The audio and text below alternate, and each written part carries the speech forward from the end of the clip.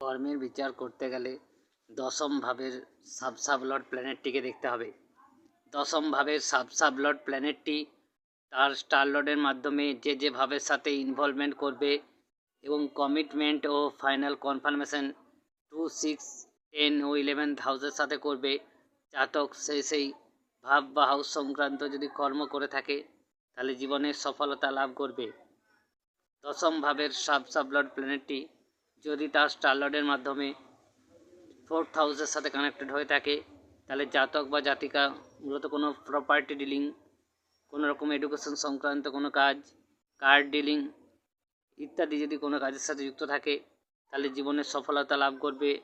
জাতক বাড়িতে থেকে জীবনে কর্ম করলে যেমন উন্নতি লাভ করবে, তেমনই সে যদি তার মাদারল্যান্ড অর্থাৎ যেখানে সে জন্মেছে সেইখানে থেকে যদি কোনো কর্ম করে থাকে তাহলে জীবনে প্রচুর উন্নতি, প্রচুর প্রোগ্রেস করবে।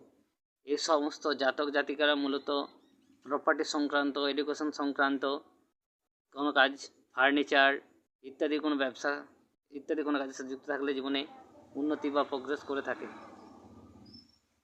তবে আমাদেরকে দেখতে হবে যে দশম ভাবের সাবলর্ড প্ল্যানেটটি যেহেতু 4th ভাবের সাথে কানেক্ট হয়ে 2, 6, 10, 11 সাথে ইনভলভমেন্ট, কমিটমেন্ট ও ফাইনাল কনফার্মেশন করেছে, তাহলে সেই জাতক বা জাতিকা একজন ভালো বাস্তু বিশেষজ্ঞ হতে পারে।